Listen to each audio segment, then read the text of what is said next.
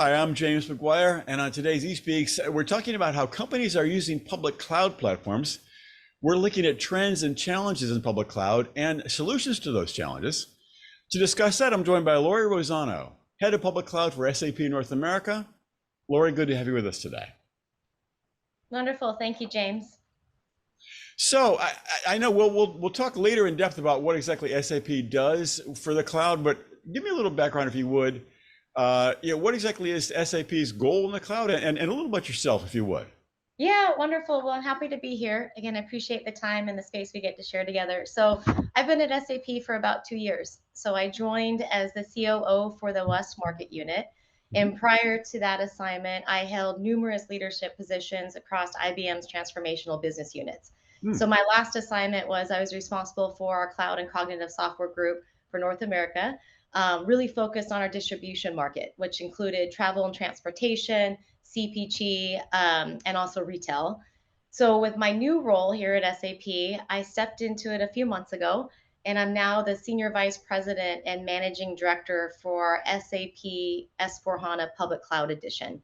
Uh-huh. So, in a nutshell, that means that I'm focused on driving essentially all our business across centered on sales and the deployment and consumption. Interesting. Okay, so that's a big job, and I want to ask about trends, but the one thing I find interesting of that intro is that uh, companies are still getting on board with cloud. They're still increasing their usage of cloud, which seems to be somewhat mystified here in the year 2023. Cloud's been around since before 2010. Companies are still getting on board. Am I correct in thinking that? Yeah, we've seen a huge inflection point, and I guess to sum it up is it's for me it's extremely electrifying because we're Mhm. at a point where our clients have bold ideas, big visions, and all these ways that they're having a material impact on what they're doing, whether they're serving their clients or even the material impact they're having on the environment and the companies. But what's really interesting about it is their demands have changed as well. So in order for them to get that speed to market and accelerate those objectives or board mandates, they are looking for different technologies to be a part of that with them. Hmm. Well, I guess and you've talked about this a bit. So a big trend that is driving cloud usage. I mean, the one question I have is that I know a lot of startups got on board really early, and some larger companies, moved on board through the years. If a company hasn't fully embraced cloud by 2023, what has been holding them back? Yeah, I mean, here's the thing. What we've observed is public cloud is really truly, a key growth catalyst, and that's what we're hearing across the board from our clients. And over the past few years, I mean, we've certainly seen an accelerated deployment of technologies, right? So we've seen cloud, we've seen AI, we've seen machine learning, we've seen analytics. And what is really inspiring is businesses are very, very deliberate now in saying they won't go backwards. They're not driving, looking in the rearview mirror. It is pedal to the metal. They're moving forward and they're accelerating at a rapid pace. But companies are doing it in a very different way. So they're adapting to all the changing market conditions. So what we're seeing in some of the trends is some of the clients are doing that through exploring new markets. So Hmm. they're working a little bit more creativity in terms of how they can build up these incubation, business units and these other ways to explore and to maybe expand their current line card. The other ways is really truly how to reach their customers. So we're Hmm. seeing a deeper level of intimacy and vulnerability and ways to really kind of be a part of that experience. And we know that, right, as consumers or frequent travelers. So you're starting to see them reach us in a lot of different ways. One thing that's core, obviously, to SAP for us is really truly how they're rethinking their supply chains. And a lot Hmm. of that can be rooted around how they lower costs. So I'd say for any reason that a client is looking to public cloud, or if there's a pause or a hesitation in terms of how they embark, the one thing that we are not seeing is a slowdown in the Hmm. technology spend. So Mhm. that has not slowed down. And in fact, if we look at some of the activities post the pandemic, we've actually seen an uptick. So our customers are saying we're doubling down on these strategies. And it's very clear right now that the cloud technology and this arena is a place that they want to spend and invest. Interesting. Okay. Well, you did mention AI in there, which I think is a really interesting piece here in this particular year. It feels like we're kind of in a semi frenzy about artificial intelligence. And it seems that I'm not sure if everyone realizes this, but it's like AI gets a lot of headlines, but really cloud enables artificial intelligence. I mean, Yeah. I think AI just doesn't go anywhere ultimately without cloud computing to support it. Yeah. Are you seeing that factoring into companies' thoughts? Yeah, I'm smiling because, the inner geek in us love it, right? Because we're starting to see all these technologies continue to grow and evolve into really, really impactful and material things. But you're Mhm. spot on. I mean, when you look at AI specifically, is the technologies are always going to be centered and continue to improve around automation and analytics. And organizations, like I mentioned, are getting a little bit more bold in developing their visions, but they've got to figure out how to do it. And in order to do that and to leverage all the benefits and the predictive nature of AI and all the benefits and the intimacy and the clarity around the data, they need to do it on cloud technology. So I think to your point, James, which has been really kind of fun for all of us, is AI used to be intimidating. So for all of us, right, that love this and we thrive in this industry, AI has been like our Super Bowl. We're like, give us more, help us understand more. We want to touch and feel it and get really involved. Mhm. But we are seeing a lot more hype and excitement because of Gen AI, Chat GPT. So what that's done is it's made it more relatable and more hands-on and attractive and available for people to kind of understand the complexities, but the different usages. So I Mm. think when you look at it from an SAP perspective, which is really neat, is I mean, we've had the intelligent enterprise. So when you think about what we've done over the course of many years, not just the recent, focused around AI specifically, but over many years, have just infused that into the foundation of our business technology platform and many other solutions that are 100% cloud based. Mhm.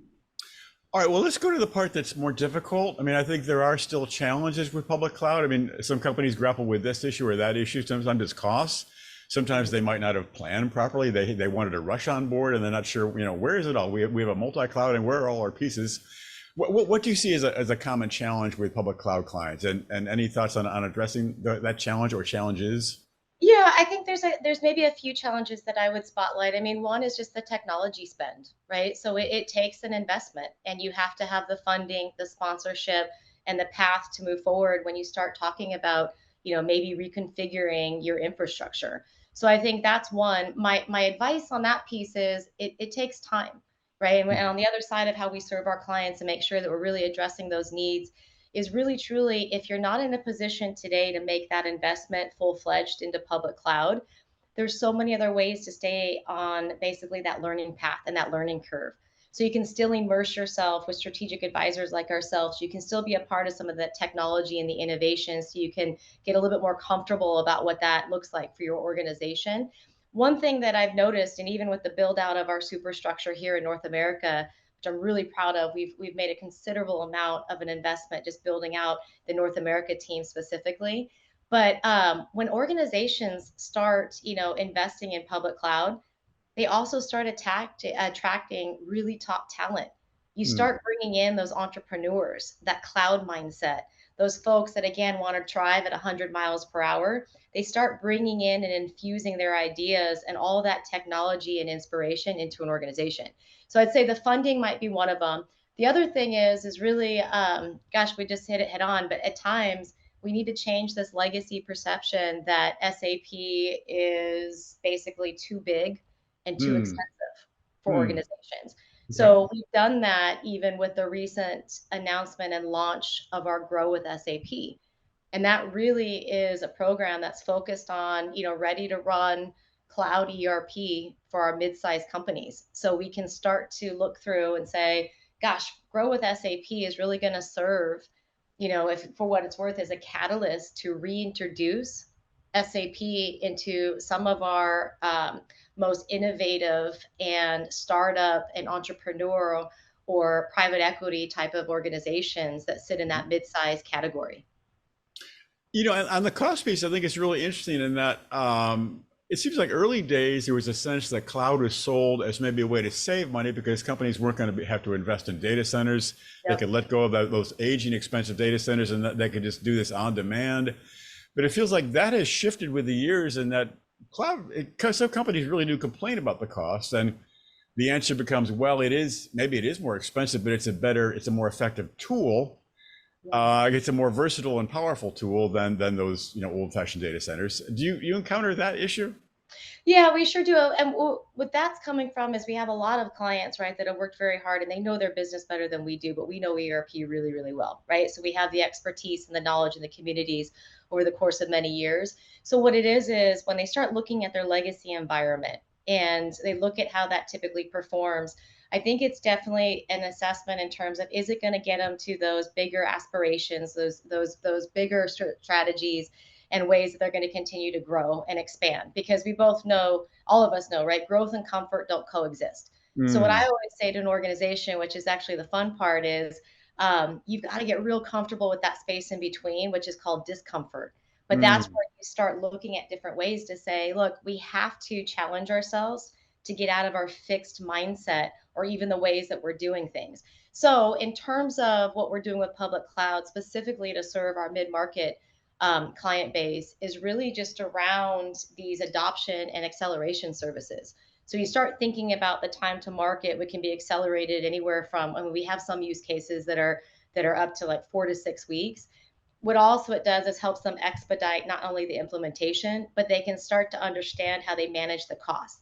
So, and they start to operationalize the organization in a lot of different ways. So I do think again, it's not a knee jerk discussion decision, right? It has a lot of relevance and decisions in terms of how it's going to be infiltrated across the org. But in mhm, terms of a cost or an entry point, I think our clients have been really satisfied and we've started to help kind of ease some of that misunderstanding in terms of how they're going to start and embark on their digital transformation with public cloud specifically. mhm. Well, let's drill down to SAP and the SAP offering. Let's talk about what it does for the public cloud clients. You've talked a bit about that, and really, I think the key question, which you also addressed a bit, I think it's really interesting, Yeah. is SAP best suited to large enterprise clients? There is a sense out there. What is your take on that? Yeah, I mean, here's the beautiful thing is SAP, and in our cloud ERP offering, say we're one big old family. We have two approaches. So one is going to be with our private cloud edition, most famously known as Rise with SAP. So we've witnessed that success, right? They've worked very hard. We know we've learned a lot through that, but we have private edition, which is really targeted towards our install base. So that's where you're going to have a lot of our clients that we've been serving over the years that we continue to support from a private edition perspective. Now, when you start looking at anything that is ERP, finance transformation or driven, product centric, service centric, and other forms of industries, that's where public cloud is really playing a big part. So what I mean by that is we have public cloud now with Grow with SAP. Again, that's the ready to run ERP solution, turnkey, best practices embedded, all these things that you can get and expect and require from a software as a service. However, when you look at this, it doesn't have to be either or. So it's actually a good segue to say we have a lot of experiences right now. We have really substantial and significant clients that are on private edition, but they're starting to dabble and look into different ways, whether it's a merger, it's an acquisition, or it's some sort of incubation that they're looking forward to moving into. Then you have a two-tier. So you Hmm. have your private edition, Rise with SAP, and then we're starting to see the public edition, which is also the Grow with SAP. So we're seeing a lot more two-tier scenarios in those type of accounts that you just asked about. Hmm. Okay. Well, I think the big question that the companies are thinking about is the future of public cloud, where it goes. Obviously, public cloud is not new, but it's still changing remarkably fast given how long it's been around. Yeah. What's your view? What do you see when we talk about public cloud, say 2, 3 years from now? What will the discussion be about? Yeah, so with public cloud, like I said, I know, right? It's not a thing. I know that the technology it's going to continue to be enhanced. So we're already doing massive types of developments on a monthly basis, and we're releasing that to our clients twice a year. But I think you're going to see even in more, accelerated enhancement around the AI optimization. We're going to see a lot more improvements around the overall process management. We're going to start seeing a lot more insights and how to be more predictive. So what I mean by that is even now more built-in tools that'll help provide real-time custom information that are tailor fit to our clients' business to really help them be proactive and support going forward. And I think for public cloud, I do strongly believe that it's going to have a beautiful impact when I say that, just on the world that we exist in. And when you think about what it's doing is if I'm a frequent traveler or if I'm a patient, so if I'm in healthcare, if I'm at travel transportation, my experiences and what that looks like and feels like is getting improved because of the cloud technology. So as we start seeing organizations choose to move into a public cloud landscape or infrastructure, that just propels all the activities and then the expertise that they're trying to do to launch at a more rapid pace. So I think the good news is it's not, everyone's being thoughtful, they're experts, they're taking their time. But I think in the next few years from now, we're going to start to see it a little bit more customized. The experience is going to be enhanced. And I think that it's not going to be so much if and when and why, versus I think the decision is going to be really focused on choosing, software as a service specifically around public cloud. What about the world of multi-cloud going forward? I'm not sure. Do you deal with that a lot in terms of companies thinking, well, we've got all these applications on various clouds. We're not sure what to do. It's hard to plan. It's hard to know where it all is. Yeah. So like that's one of the things that really companies really grapple with today, these days in terms of public cloud. Yeah, and I think that's natural, and that's the way it should be, right? So a lot of clients, have different nuances to curate for their specific business needs. So it's definitely not a one size fits all. I think the beautiful thing here is how malleable it is, and how we have so many ways to basically the extensibility of public cloud is incredible. So you want to have, and I mean this in a very passionate way, you want to have a very diverse organization, not only reflection what that means in terms of people, but just even your technology. You want that diversity because that's the way that you can couple it together. And really, again, if the name of the game and the pace we're doing is to outcompete and to run faster and to look for more creative ways to stand out in the market, I think diversity of an environment is an amazing thing because there's so many different tools and resources and technologies that you can couple together. So yeah. Lori, well said, and I think you said it. I mean, it's a lot of good stuff. I learned a ton. Lori, thanks so much for sharing your expertise today, and please come back and talk with us again sometime. I appreciate you, James. I had fun. Thank you very much.